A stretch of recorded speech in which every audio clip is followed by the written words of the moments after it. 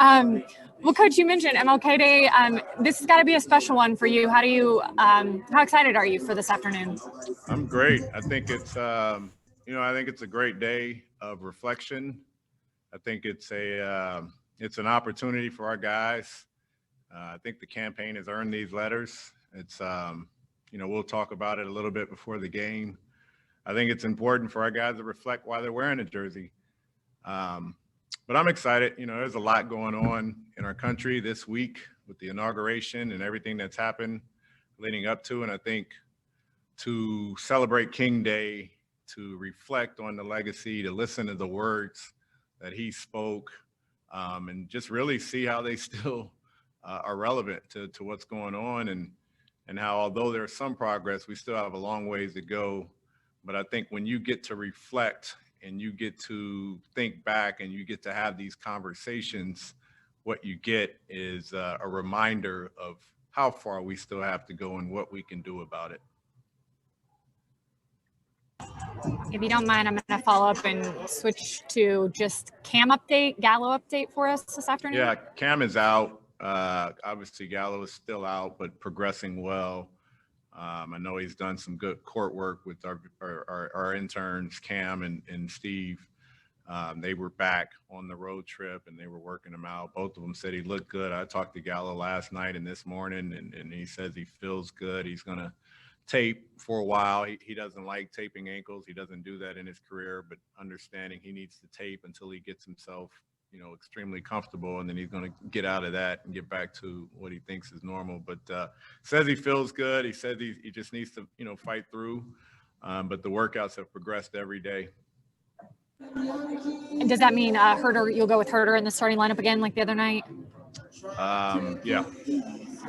And just when you look at these guys, the personnel that they bring this afternoon in the T-Wolves, what do you want to see from your guys? What will be the keys this afternoon? We've got to slow D'Angelo Russell down, and we've got to slow Beasley down. Those are their two wings that are their high-level scorers. Obviously, missing Cat and Hernan Gomez and Rubio are three critical guys, but we got to stop the two guys that'll have the basketball for the majority of the time, and with Russell, a lot of pick and roll, with Beasley coming off of pin downs, getting downhill in addition to catch and shoot.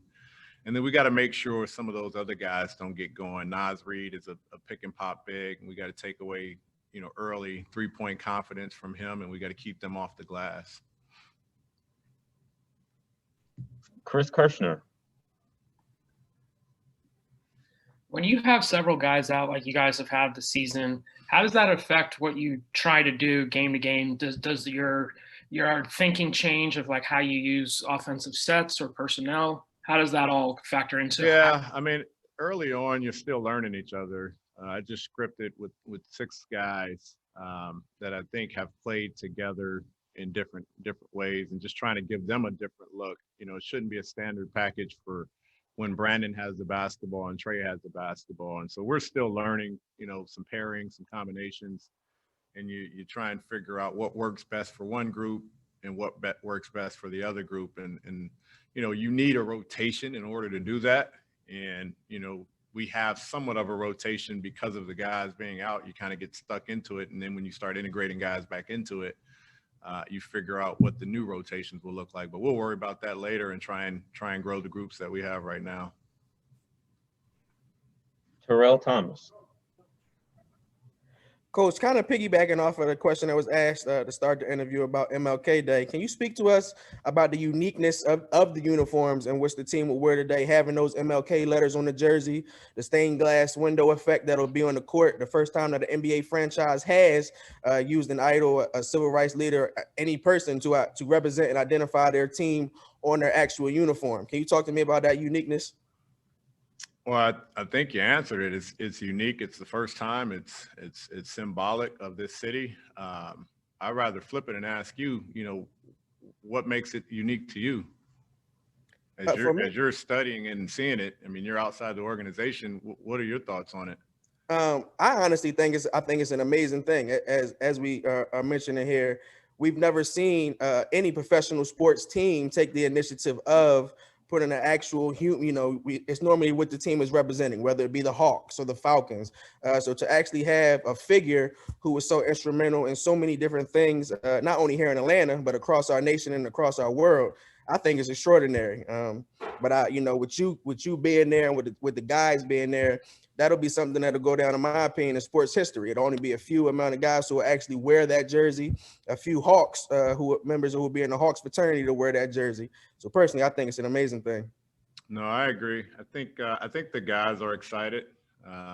We'll have a conversation and a video prior to the game, and I think earn these letters is a nice statement.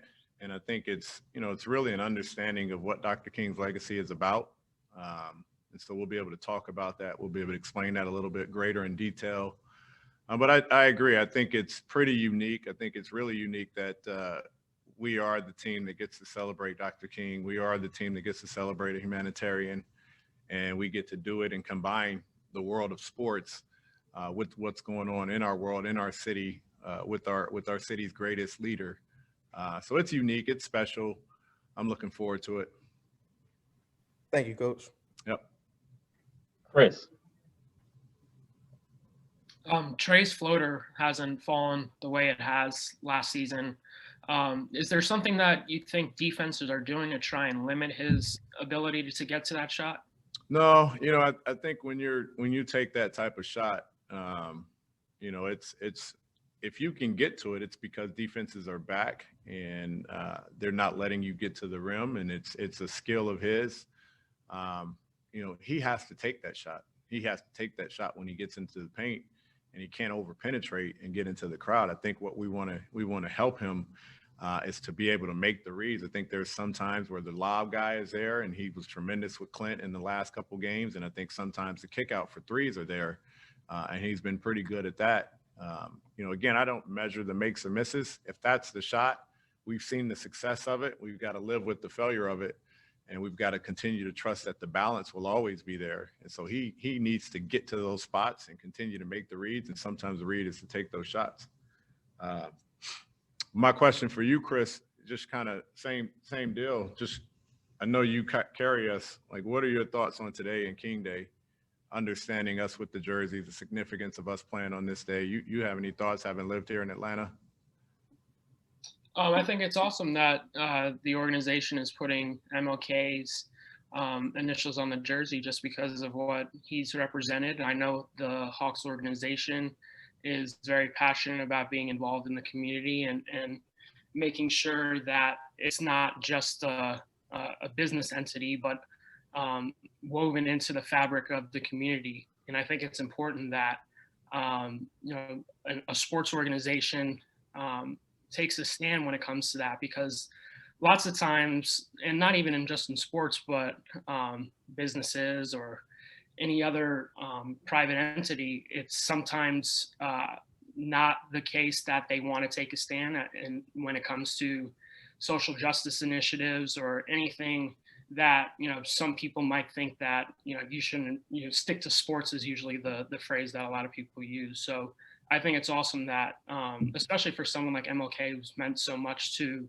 the history of the United States, that he is prominently displayed on this team's uniforms. I think it's awesome, and I think it brings more awareness to what the Hawks are trying to do when it comes to being involved in the community. Obviously, you're heavily involved in voting rights and equal justice and all the things that all the things that you stand for. So I think it's a great thing that the Hawks are doing this.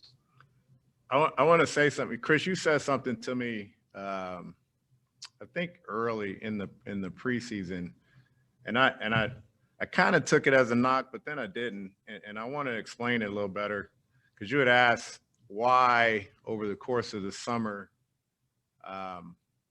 I decided to use my voice more.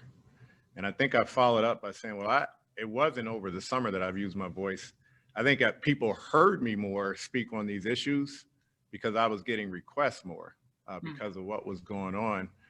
And so it's not a knock on you. I thought the question was good and it stuck with me because I challenge you guys. I think everyone, one of the things I learned as a head coach is when you get in a position and people request for you to speak more about social justice issues and off the court issues and things of that nature, it's easier for me to do it because I have people that are asking and they would love to have a head coach speak about social and racial justice. But I think for everyone on this call,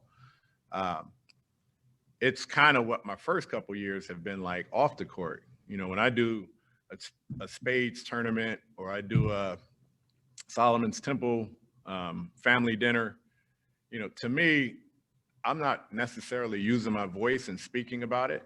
Those are just things that I'm trying to do to help the community. I don't need attention. I don't need to speak it into existence about why, but the why is simple. It's just, how can I help others? And I think for you guys all, it doesn't need to be a tragic event or a drastic event to speak up on racial or social justice. I think sometimes you helping out at a community, you helping out at a school is the equivalent to speaking up or speaking out. And so that question always stood with me because I kind of got offended because I was like, well, I've been doing a lot of stuff since I've been here. I just don't go on CNN and MSNBC to speak about Solomon's Temple. But to me, it's all one and the same. And so I just say that to you guys. I know you guys cover us athletically.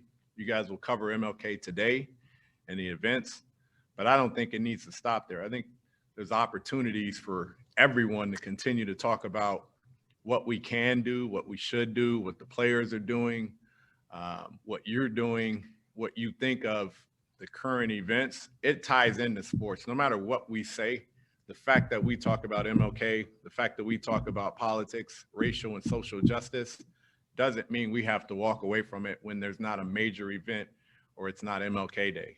So I just wanted to share that. I know you guys have more basketball questions, so we don't have to just stop right there. If you got some basketball stuff, you can still ask. I don't see a hand for any sort of question anymore. I think we've got everything covered. So, Coach, thank you very much for joining us. All right. Happy MLK Day. Thanks, Coach.